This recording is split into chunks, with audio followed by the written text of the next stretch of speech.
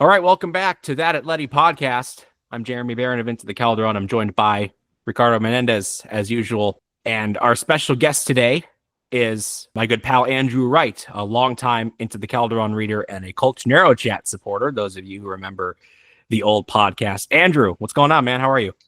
Not much. Long-time listener, first-time caller. Happy to be here and talk about what a fun week we've had as Colchoneros this week. Oh, well, fun is a relative term.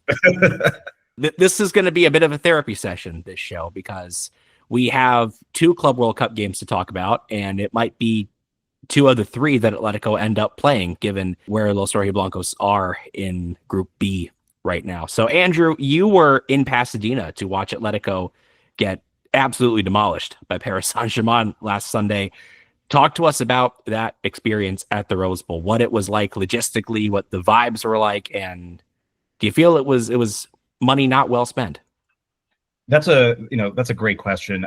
I would say overall, anytime you get to see Atleti play in person, see Cholo screaming from the touchline, it's money well spent. However, I will say, if this experience with the Club World Cup is any indication of what the World Cup is going to be, it should not be at the Rose Bowl Stadium. And I think there are many other possible options for, locations, even in the near vicinity in LA. Andrew, may I ask, are you in Angelino? No, I'm in New York. So okay, I flew out. So you had to fly across the country? Yep. Which is already an experience. So how appropriate do you think Pasadena is to host football games in the first place? I just don't think it's the right venue. There's a stadium not too far in LA, BMO Stadium, which is where LAFC, Angel City FC play. It's of course significantly smaller, much more appropriate. It's not going to fit 80,000, but it's built for football. And the Rose Bowl is a massive hunk of concrete that is on the top of a large hill that where in the middle of the day, the sun is directly beating down on not just the players, the fans. There's very little space for you to avoid that. And as folks who have been to LA, live in LA know, LA is notoriously difficult to traverse if you don't have a car. And if you do have a car, you're going to be waiting in traffic for hours. So when I ended up staying with a friend who lives in LA, in Northeast LA, and she lives about 15 minutes, I would say, from the Rose Bowl Stadium. So we got a text alert the day of the match from the Club World Cup organizers that said, please arrive early due to congestion concerns. And we said, not a problem. We'll probably get there 2 hours early, walk around, get some merch, get some food, etc. So we left my friend's place probably, I think it would be around 10 o'clock Pacific because the game was at noon. And we took an Uber to the shuttle bus service. So the organizers said, don't take a car there. It's going to be congested. Go to the shuttle bus service. We get there, and there's already probably a 40-minute line to get on these shuttle buses. And the shuttle buses are, without traffic, about a 10-minute ride to the stadium. We wait 40 minutes. And what was fun about that environment was I was trying to, start some chants, get people excited and moving. And no one was feeling that. Like, no one joined me in the chants. One guy took a photo with me, I think, because he was like, oh, he must know what he's doing. And I guess I kind of did. But all to say, from the get-go, the ambiance wasn't really what it's like to watch Atleti play, or frankly, to even watch a professional football team play. It felt like a lot of people were there because they knew this brand new tournament was starting. It was a great opportunity to see two elite European clubs play one another, but they weren't entirely either sure what they were seeing, who these clubs were, their histories. And you could tell even by a lot of the kits that people were wearing. I mean, which is always how it is in matches, but you would have people with national kits on to other random teams, a lot of Arsenal, Spurs, Man City, Man U, a lot of Premier League teams just waiting online. So you kind of knew going into it, this isn't going to be the same vibe as it would be, in Madrid or elsewhere. All to say, we get on these buses. It takes another, I would say, 20 to 30 minutes to get to the stadium.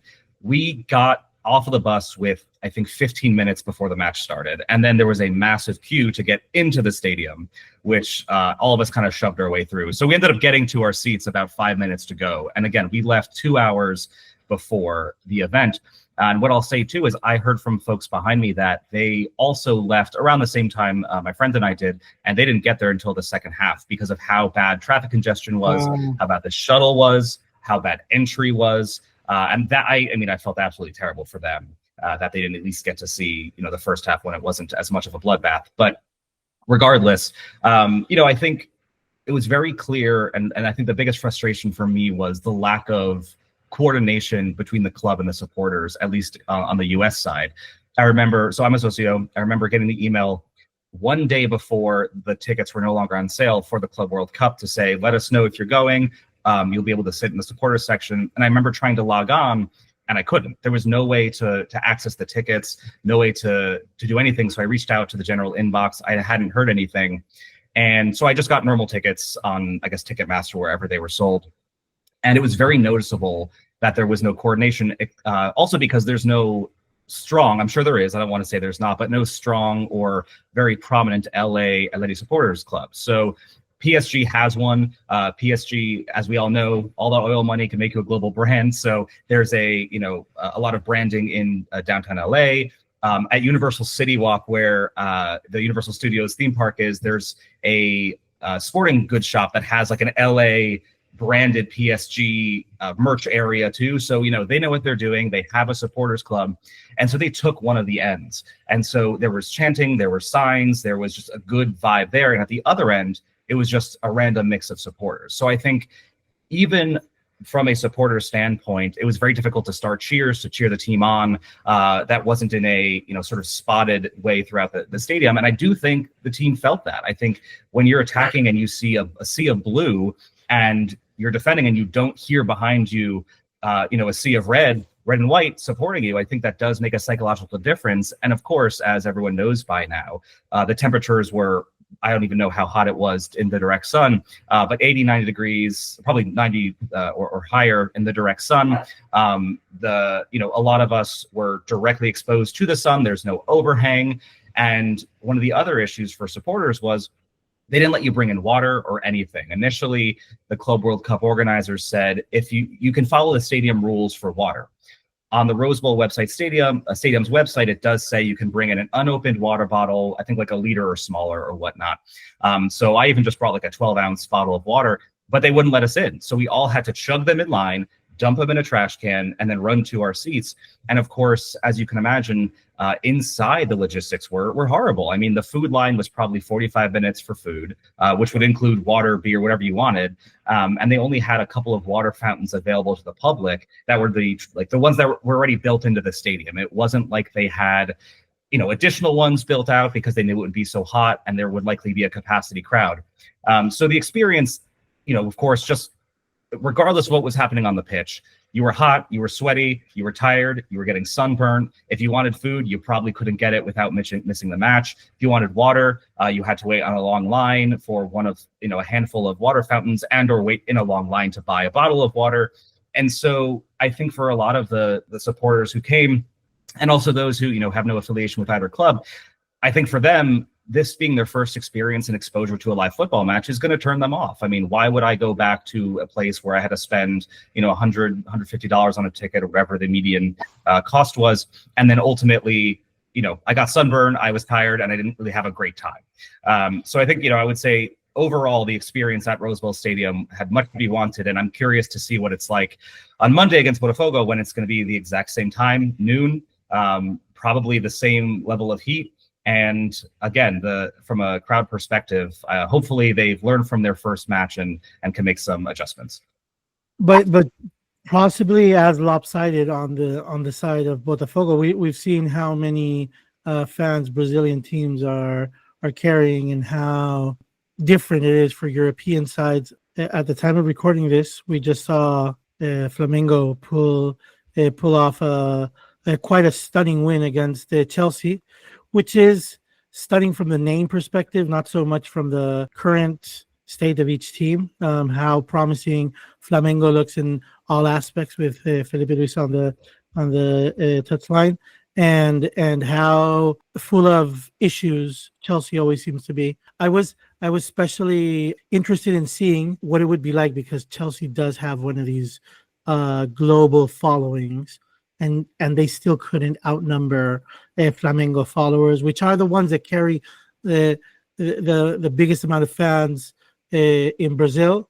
But I'm expecting it to be, I don't know how much it was the other day, 10-1, 20-1, very similar numbers in the Botafogo game against Atlético. It's a game that Atlético need to win 3-0 or win and have Seattle Sounders already eliminated draw or defeat PSG. Yes. And I would like to ask you guys from an American perspective. You have the insight that I'm seeming to miss here. At the beginning, when I saw the photo up on the first day that Atleti arrived, they were taking the pictures in the Coliseum, which is the same venue as the BMO Stadium, isn't it? It's the same. It's the same facility. It's like one of those things that they do with stadiums where they refurbish it depending on the home game, right? Is that correct? It's a separate structure that's directly adjacent to a BMO. So it's basically a big rectangular area, BMO one side, Coliseum on the other. Okay. So you think that those venues are too small to host a competition of this size? Coliseum's not. The Coliseum is about the same size as the Rose Bowl, about the same age as the Rose Bowl. Yes. But and it's full of history, and it's really in LA. I mean, from the perspective of making it comfortable for the fans.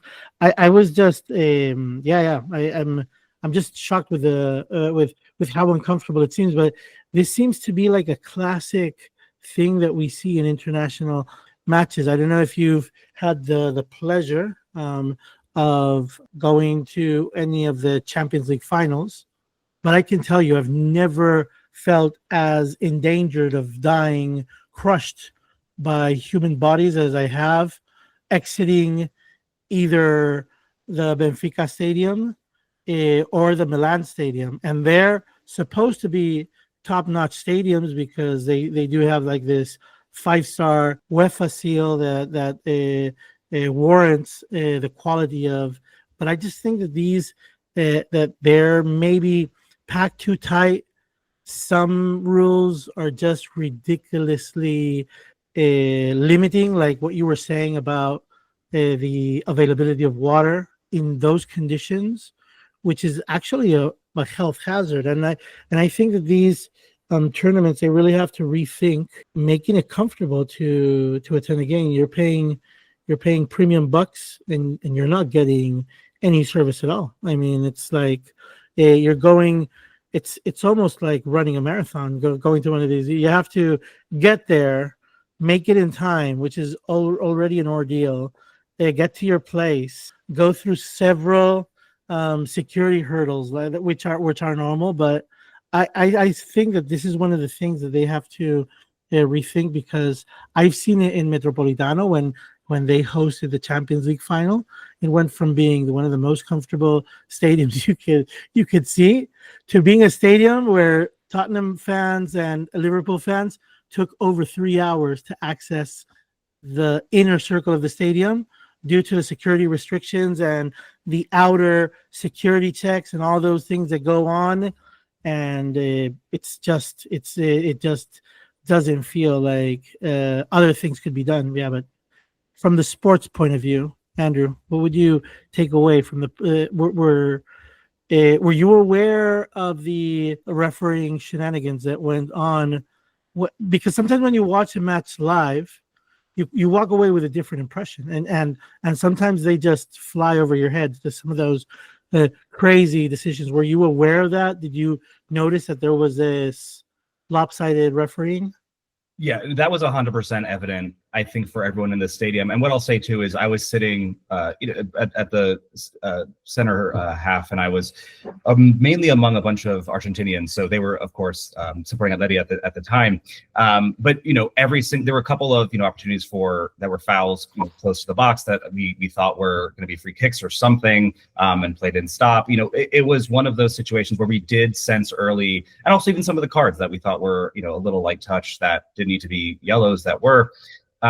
We felt it, and I think the stadium as a whole also did seem to feel it. So I think that was pretty much it was very similar to likely what you saw on TV. And I think the other thing that we also was very evident was how, and of course this has been discussed ad nauseum at this point, but how weak the left side was and how Javi was just outclassed, outrun, out every verb you can think of. And I think we saw that early. We saw how easy it was for them to attack on the right flank. And that was the side I was initially on. That was closer to me for the first half of the match. And I think the entire stadium, anytime the ball was on that side, knew that there was a very strong chance for an attack on goal. And it was, again, very evident from the stadium. So I think this was one of those matches where I think everything you saw on TV or, you felt was likely similar to what we felt in person. Well, you mentioned that, if you're coming to this game and experiencing this sport at this tournament for the first time, you may be turned off from being a football fan or being an Atletico fan. You might want to become a referee, given the show that Istvan Kovac put on for us. 8 fouls for Atletico in that game, 7 yellows and a red. Just ridiculous refereeing, from the Giuliano Simeone incident in the first half with Nuno Mendes to Kovac. 3 of our substitutes, Koke, Correa, and Reinildo, were booked within about 60 seconds of coming onto the pitch. That's ridiculous. And this referee has supposed to be the elite refereeing. It's not the middle. Wasn't he just in the Champions League final? Exactly. Yes. Unbelievable. And he forgets how many yellow cards Longley has, and then he sends him off after like a 30-second delay. You mentioned the left side, Andrew, and just how bad it looked that day. I've been trying to be a better person. I've been trying to go easier on Javi and Clement, because they're doing what they can. These are players who are just not Atleti standard. They're not at the level required, and if you take them to a tournament as starters, you're probably going to get what you deserve. And this is the situation and the context that Atleti face right now. They're trying. I don't get the sense that they are lazy. I don't get the sense that they're not working hard. I don't get the sense that they're just not plugged in or tuned into what Cholo Simeone is saying. They're just not great footballers. They're just outclassed. And against PSG, that is a recipe for, well, what we saw. Basically, Ricky, you and I were talking about this last week. It's that first match. You have to get a decent result in that first match, and then you see how the rest of the group plays out, just like the International World Cup. And, losing 4-0, that result alone is probably going to knock Atletico out of the tournament, barring something really special on Monday. And 2 of the goals in Atleti coming away scoreless have to do with refereeing. I think that PSG was a better side, but probably a 2-0, a 3-1 would probably reflect more what really should have happened at the end of the match, and that wouldn't have been an absolute disaster that we're facing right now, and it would still be a savable situation. You have the feeling that it's just too uphill to fight the battle. That will give them probably the ease of mind of just going out and play and not worry about the result until very deep into the game. So it might be a benefit to see it as a very difficult task, or it might just cause a lot of anxiety on the Atleti side. I know seeing them play out the game, the first game, it was just shocking how passive the team was. And Andrew, you were there, and I don't know how many times you've seen Atleti play live, but that just wasn't up to European standard. It felt like it was PSG playing a South American side, because they're famous for their slow play or slower tempo. And I think that the thing that is coming, that we're walking away from these first 2 match days in all the groups, is the South American teams had a plan to trick European sides into thinking they were going to come with the classic South American side, and football has evolved, and they're taking the Club World Cup by storm. And I was saying at the beginning I couldn't see a South American or a non-European side in quarterfinals or semifinals, but I have to change my mind after seeing 2 match days. I'm not very sure if any European sides are going to make it to the final, because they've just been consistently outclassed. And I think, Ricky, on that point too, I think a big part of, and not to oversimplify this, I really do think the location and ambiance, like you were saying earlier, that there are so many South American supporters. I live in New York. I was at Penn Station on, I think it was Friday, I guess, or Thursday, when Maneras was playing at MetLife Stadium. I was just exiting the subway and it was sea of green, chanting nonstop the entire way to the train to MetLife Stadium. And again, seeing that in LA and not seeing that for Atleti was, I really do think if you can create the environment of a home stadium especially when there is in those areas, lower attendance, it could be a game changer. And I think that, goes down to one of my biggest frustrations with how the clubs operated in the States. It's very clear they're trying to create a presence in the U.S. Jeremy and I were talking before about, what signing Johnny Cardozo could look like and how that could, of course, him being maybe our club's, definitive number 5 for quite some time to come, can build some U.S. support. But when you come to the States in what's supposed to be one of this brand new format of a tournament, and they've opened in, I think it was in West Hollywood, this like Casa Atleti, which is basically a glorified store, but it's still a place that they're trying to build recognition. It's not really along like a walkable area. It's not like it's on Fifth Avenue in New York where people are going to stop by and see it. And yes, they're having players come and sign autographs, and they're having events as well.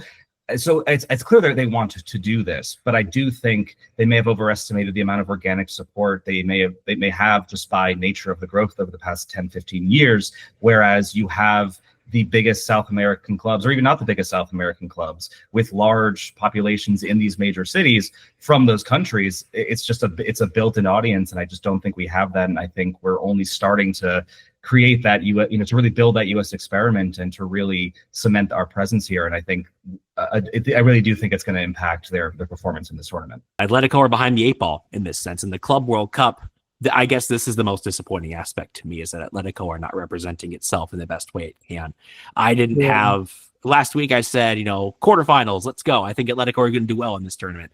And I just get the sense around Atleti, like some other European teams who are playing in this tournament, that there is a sense of fatigue. There is a sense of this is kind of a postseason friendly competition. We're going to go out there, we're going to play a few games in America, and then we're going to go home for the summer. Whereas for South American teams, it's built into their schedule and marked in mid-season. Yeah, exactly. That does add a nice wrinkle to like the competition and like as a whole. But from the Atletico point of view, that's, I think, the biggest takeaway for me is that it's just been this sense of fatigue. We might become neutral spectators in just a couple of days. So, in just a few days. Unfortunately. So from that perspective, it's very refreshing to see new names and new teams step up and take the center stage. But at the same time, it does explain that if European sides want to, or it does leave this reflection that if European teams want to go back to this competition and really fight for it, they're going to have to change and adapt their schedules and their season preparation, even from a contract standpoint. I mean, Atlético de Madrid is not even sure they're going to line up Azpilicueta because his contract is going to run out during the World Cup. So this kind of situation is just so new that I think that the teams have kind of not prepared sufficiently for it, and they've been taken by surprise. There's like this blitz operation that the South American teams are pulling off. They're coming away very strong. I mean, I've seen some of the best football that I've seen so far have been by Boca, by River, by Flamengo. Flamengo. It's just amazing that they've been able to be the positive surprise of the tournament so far. You were talking about the left side of Atletico, Andrew. Do you think there's a fix that Simeone can pull off? I think it just depends on the caliber of the opposing side. I mean, you can line up Javi Galán against Seattle Sounders probably, but it is going to be disaster calling if you do that against PSG, as it has been against other sides in Spain. As a quick follow-up, is Andy Robertson the answer? If Javi Galán is the question, is Andy Robertson the answer? I'm not sure if making the team older is helping the club to be competitive. I mean, PSG the other day the average age was around 23 years old. Atletico was 28, 29. So, I mean, I think that Atletico has a serious problem of trying to snatch the market opportunities and using that as the standard way of operating in the market. Going for the best available player within the budget, regardless of the age. And that comes with a risk. I mean, you just signed Clément Lenglet to a 3-year deal, which you denied Godin when he was exactly that age. You just signed Musso to a 2-year deal that you denied Gabi when he was that age. So I really don't understand it. There's no consistency in this strategy. It's just making poor choices and turning them into your system over time. And I just think Robertson is a little bit of the same old. It's like bringing a Scottish Azpilicueta, which is going to require one of these non-European spots in your roster. So it's probably going to condition who you can line up and who you can sign in the market as well. So I'm not very sure it's the best option for me. Other options would be better. I don't know. I would think that probably looking at the available Spanish players would be a better option. I don't know what names you had in mind. Alex Grimaldo, maybe. Grimaldo is a first name that pops up to mind, I guess. Yes, and it's not a great left back market, to be fair. But it's an instant plug and play kind of player. He is, and he doesn't fix the age problem, but it does seem you're not making it much worse, and you're getting instant results, I think.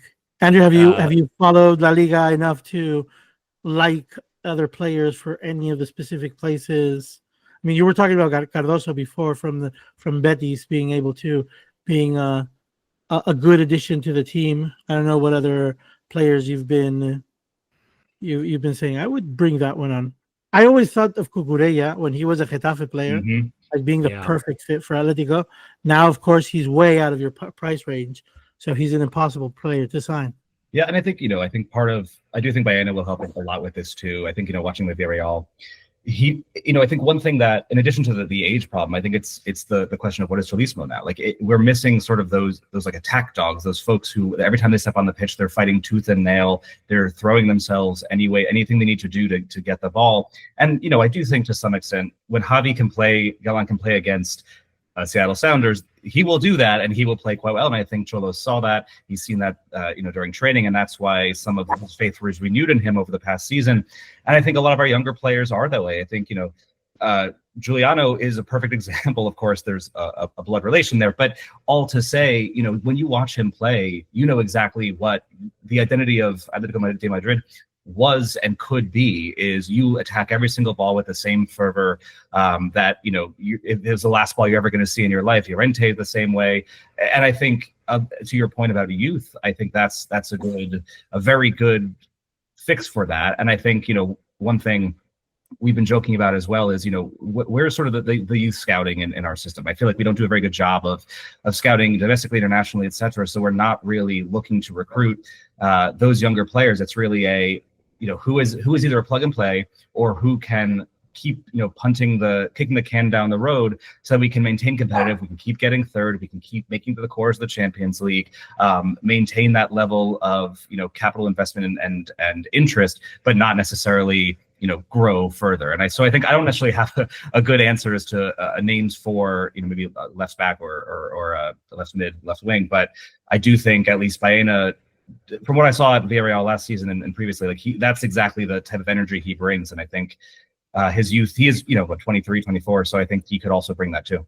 One of the young players that we have who is beyond Giuliano, who is in the Cholismo mode, guys, it's time for some Pablo Barrios propaganda.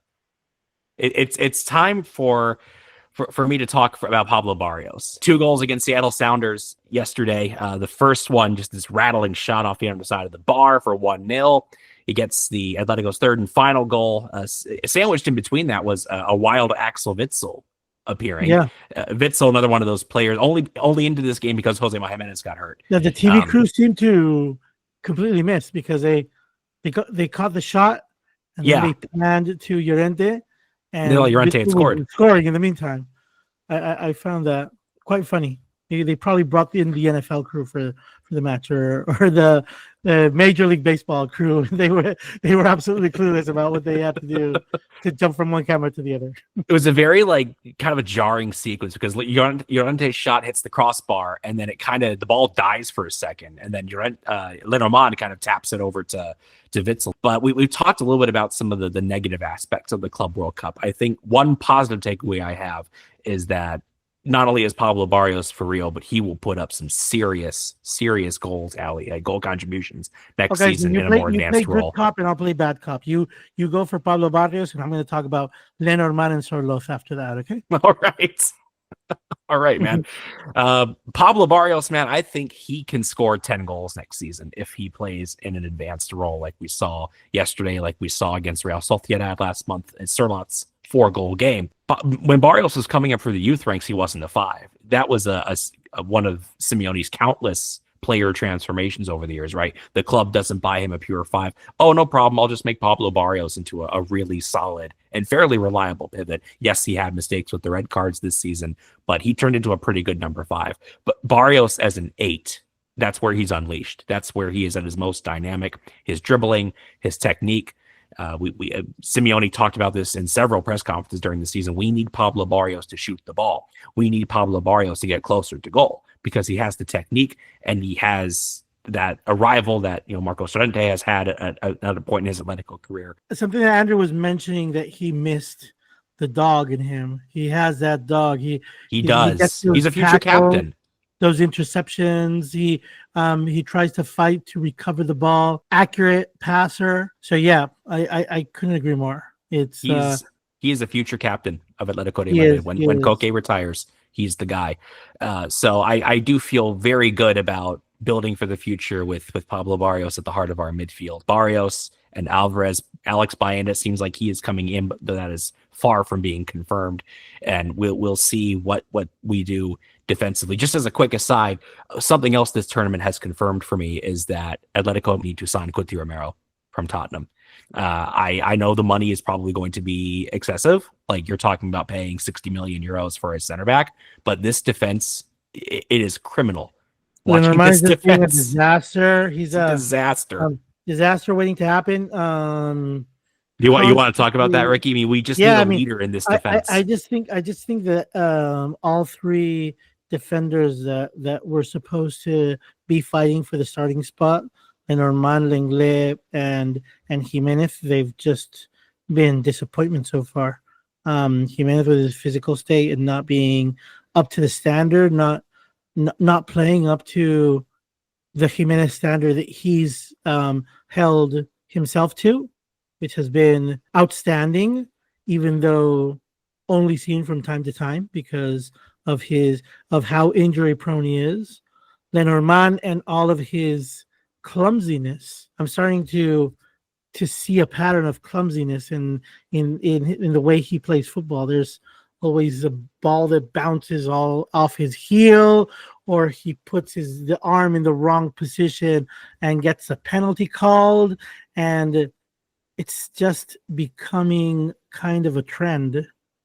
And Lenglet's mess up, while being very petty, and I think it's probably one of the pettiest red cards you could ever imagine seeing a European referee give out.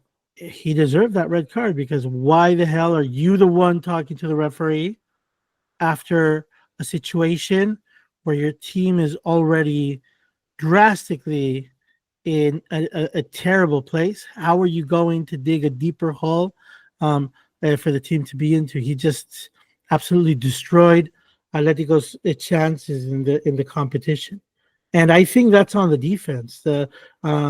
Despite the positive bouncing back that we got against the Seattle Sounders, I think that the negative feelings that we came away with from the opening game in Pasadena against PSG were just so negative that they continue to loom over the team.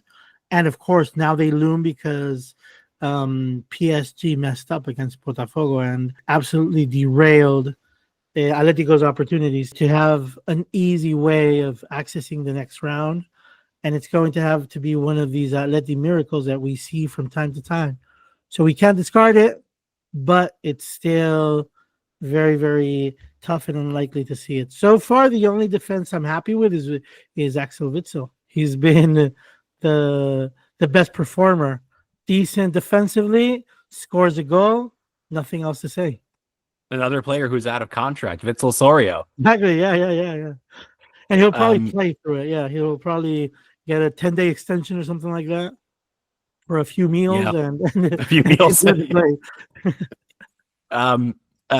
maybe Andrew, you want to open that Sorloth conversation. How do you see it? Because I'm getting the feeling that Sorloth is a victim of the situation. He is a good player. I would say a more than good player. He's quite a good player, but he just doesn't seem to be enough for what Atleti needs. And whenever Atleti desperately needs him, he turns into a Morata doppelganger. That would be my analysis. That's very rough. Harsh. It's rough. Very rough. Yeah, I was at the Champions League, the game against Lille that we lost. I think it was 3-1. 3-1. And there must have been inexplicably there must have been 2 or 3 sitters that he absolutely missed. But I think you're right. I do think he is a victim of his circumstances. I think he's a very strong traditional number 9. He's someone you want to just kick balls at his head and he will use it. And I think we've seen the way that this team has sort of moved away from a 3-5-2. Now we're back in the 4-4-2 again. I think he could have worked in that Morata type role, but I just don't think the team's there anymore. I think, and again, part of that is also the Alvarez Griezmann situation. How are we going to have them both on the same pitch at the same time? I think we saw that the game against Seattle. Sorloth just again didn't do much when he had another just sitter he missed. I think he's not someone we can necessarily trust long term. But again, then you look at the numbers. I mean, he had a great last campaign. He was he our top goal scorer? So it's one of those things where he's working right now, but I don't think he's a long-term solution. And I'm also not sure that a traditional number 9 like him is going to work in this system, especially if we have such a strong midfield. We're playing a little bit more to the center, not utilizing the wings as much. Then I think it's a question of, who do we want finishing things up? Do we want, just more speed than height? I think it's just very basic questions of that type of strategy. And when you need to calculate the money you're spending in the market, you don't have an oil pump to go to as other teams do, and just open the oil pump and get some extra millions out of the pipeline. Atletico is normally going to be cash strapped, and they're going to run on limited resources, and probably going to have less money that they would need to be absolutely successful in the market, and they're going to have to weigh their options about who they let go, who they hold on to for another season, and who they bring on the team, because there's always going to be that combination. The transfer policy is going to be a reactive policy. There's never any future proofing at this club. They're going to sign someone to replace Correa. I'm not sure who that's going to be. There are, again, part of this avalanche of names that started at the beginning of April and hasn't really let up. So they're going to sign someone to replace Correa. Whether that player develops into a starter will be a story to follow in season 2025-26. On Sorloth, he's going to stay in the squad. He's probably going to start next season as a starter. I remembered this. I was doing a little research for a piece on I don't think you're accurate there. I don't think you're right. I don't think you'll ever about be what? a starter. Sorloth being a starter.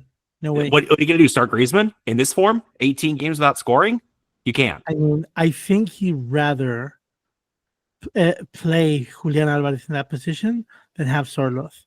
I'm pretty sure that Simeone is not. He likes Sorloth. He's not enamored with him. Yeah, he's okay with Sorloth, but as a solution for certain situations in the games, he doesn't see him as a consistent starter.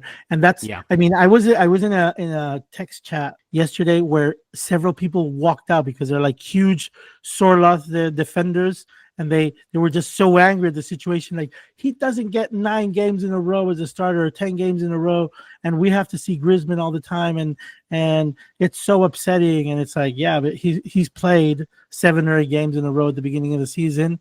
Simeone realized it doesn't work. He's off to the bench, and the solution will come through another way.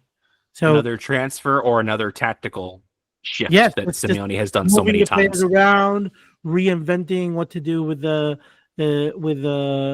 players that play in the front. I think that Simeone just doesn't see Sorloth being his plan A. It's one of his plans, but it's not his plan A. And you know what? I don't blame him, because we watched the player, as efficient as he has been. What the goal numbers are, what they are. 20 goals in La Liga this season, but a player with some very defined weaknesses. His efficiency, it's a little bit like the Galan story that we were telling before, and we could even apply this to Reinildo. The efficiency of the player depends on the side played. So that goes to talk about the ultimate quality of the player, or the ceiling the player has, and whether the player is good enough for the team in the long term.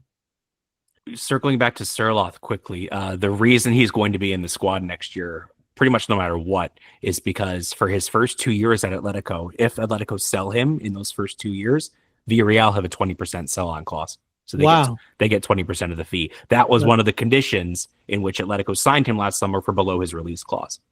And I think you're going to see a similar condition if and when the Baena deal is confirmed. This is part of this dance that Villarreal and Atletico are doing. Going back to Lenormand before we move on and start to wind down here. I know he had the head injury, but the first 5 or 6 weeks here in August, in September, before the derby, before Tchouaméni just tried to take his head off, he was brilliant. He looked like the leader we had been missing in defense. Yeah, I want to see him with an off-season to unconcuss his head and rest appropriately. Yeah, maybe it's just that. Maybe he just needs to reset, put a summer in the middle of competing and just restart his career. So far, he's been better than other defenders in Atlético Madrid, but he's been a disappointment regarding the solution that we were expecting him to be.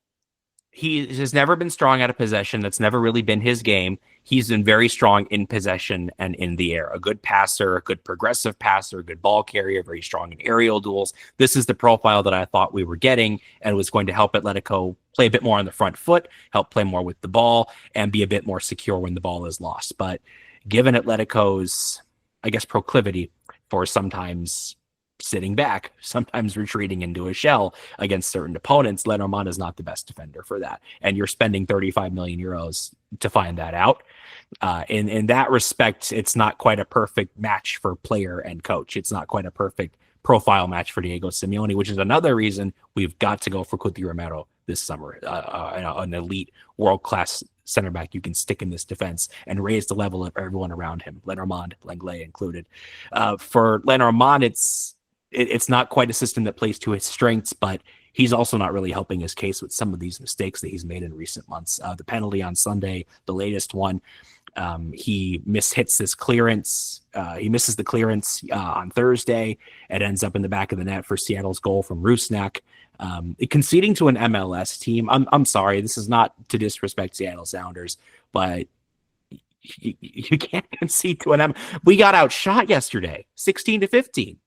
Yeah, you can't concede to an MLS team, man. Like, you have to have. It's not a matter of respect. It's just something that just can't happen. You have to have the quality and the class to take care of business. And Atletico did the bare minimum on Thursday. They did take care of business, but it leaves them in a very precarious position. At the very least, you needed a clean sheet. And they didn't even get that. Yeah, so Atletico turned into a very sloppy side in the back. Yeah, and it was 1 goal, but it could have been more. As the same as it was 4 goals against PSG, and it could have even been more. So yeah, it's just a very, very subpar performance defensively so far. That's the big takeaway for me from this competition. Very disappointing defensively. Very disappointing Griezmann. We were expecting to see the rebirth of Griezmann and seeing him come back from his ashes and be the type of player that we hope he is at least once in a while. Not there yet. Don't know if he ever will be. he's looking very, very washed up right now. He's not looking as a top class player for any European side right now. Right now, he's material for one of those transfers to one of these sunset kind of leagues where players just go to play their final games in final seasons. It's Andrew. I want to turn it over to you in just a second, then we'll sign off. But it's heartbreaking to see Griezmann in this form. Griezmann has, despite being our all-time top scorer, there is a complicated legacy here. But it's really tough to watch him do this, and it's not that he's not trying. He doesn't have it anymore. It just looks like he doesn't have it anymore, man. He's not running. He's not pressing. There are little like detalles. There are little things that he does in possession that make it clear he still has some technical quality in those boots. And moving to the bench at the end of the league season did help him a bit. He did pick up a couple of assists for Alvarez in that time frame. But man, it's just brutal to watch him. Even 20, 30 minutes, he's not helping the team at all. Yeah, I think I fully agree with that, and I think that's why the extension I think was particularly shocking. I think we were the club is clearly has been getting ready. That's what Julian Alvarez was partially for, and that has been seen on the pitch again. As I know you all have discussed a lot too, but what role he and Griezmann can have when they're on the pitch at the same time.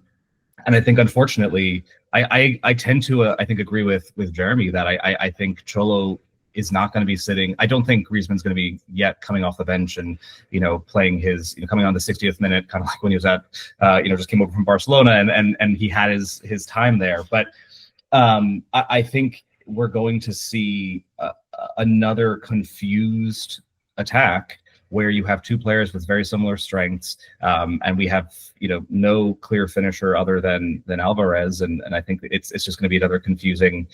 Unfortunately, attack. And again, what's great about Griezmann too is from a club branding perspective. I mean, he is arguably what should have been a Ballon d'Or winner, and he is someone who I can even tell you from again the game that I went to on Sunday, from folks who didn't really know much about Atleti or PSG, they knew who Griezmann was, and Griezmann does bring that global brand element to it. And as many of us always joke, he loves America, so he would love to be an ambassador for the growth of the club here. He would go to every single NFL game, every single NBA game, hold the jersey up, and at least start spreading awareness of the club. But unfortunately, that's not the job on the pitch. If he wants to do that, he can really do that from a front of house perspective or some other role. But if he really wants to grow the club, and if he wants to be part of this squad, he has to show up. He has to find ways to contribute goals. He has to find ways to bring back those moments of excellence, and bring up his assist tally, things like that. But I do think he's also part of. We just don't know what the identity of this team is. And I think he's used to being the center of that identity. And in a transitional stage, it's going to be very hard for him to have that because we can't build this team around him. It's no longer, it's gone. He's going to be gone. We have to prepare for that. And I think it's going to be very difficult for Cholo and for Greasy to figure out what they're going to look like on the pitch at any given moment. So that's fully on the same page, I think, with that. Did you guys see the video of Griezmann and Obed Vargas, the Seattle Sounders midfielder, after the game? I did not. Yes. Oh, so Obed Vargas is Seattle's 19-year-old midfield prodigy. He grew up in Anchorage, Alaska. He's apparently a huge Atleti fan. Okay. Atleti posted a new video on social today. Vargas and Griezmann met after the game. They exchanged jerseys, and Vargas spoke to Atleti. He spoke to the club and said, I've been an Atleti fan since I was 10 years old, growing up in Alaska, and Griezmann is an icon. He was my idol. That's the ambassadorial role that Griezmann still plays for us, the branding role that he still plays for us. Unfortunately, it's not really translating on the pitch. No, it's not. But it's to what Andrew was saying, that Griezmann is an icon. He's the most recognizable player still for a lot of fans. So it's going to be, now that he's here for another year at least, it's going to be very interesting to see how his role changes, how he changes, and how the club steadily shifts away from the Griezmann, Koke, and eventually, sooner rather than later, I think, the Cholo Simeone era. I don't know if you in the spirit of this video section about Tugu Correa, I did answering pre-match questions, and one of the questions was, what does it feel like to play against your cousin, your brother, or your brother? Did they say your brother Angel Correa? Your brother Angel Correa, and it was like, I'm sorry, but Angel is not my brother. We're not related, in fact. And it was like, oh, we thought. I mean, it's a Correa. I mean, how many Correas can there be? Apparently, that was the quality of the journalistic work behind that. Something that I found curious, man. And I tried to speculate before, and I failed miserably. I went on the record in Ruben Uria's show saying that I was completely positive that Sorloth was going to start against PSG because being able to play those long balls and in space would definitely favor Atlético de Madrid being farther away from their own goal and develop some of the game that PSG was not so comfortable with. Obviously, I was completely wrong about that, but I'm going to, as a good pundit, make another prediction for what's going to happen against Botafogo. I'm expecting a weird kind of game because both teams are used to giving the majority of the possession to the other side. I saw the stats against Seattle and against PSG, and it's like it's in the case of PSG, it's always very exaggerated. It's like 30% for the rival side, 70% for PSG. In the case of Seattle Sounders, they had 60% the ball 60% of the time. So Atlético de Madrid also plays very comfortably with that role of not having to deal with the ball as much. I would like to see first who's going to take possession of the ball more, because that's going to be something unusual for either side that takes that role. And once they have it, what are they going to do with it? So I would say that we can probably expect an unusual game from Atleti's side. I think that we're going to see a kind of game where Atletico is going to try to be the dominator, and they know they have to score very quickly, so they're going to have a very, very aggressive style of play during at least the first 15 minutes. That would be my guess for the game, like being very, very aggressive, trying to score an early goal and trying to put the pressure on very early to make Botafogo try to doubt. And since Botafogo are stronger on their attacking left side, it doesn't seem as serious, or we're going to have so many difficulties as teams tend to look for that vulnerability that we have on the left defensive flank, and it's going to be easier to maybe manage the attack of Botafogo. So that would be my guess for the way the game is going to develop. And if you want to throw in your 2 cents, Andrew, and then I'll say my piece. I think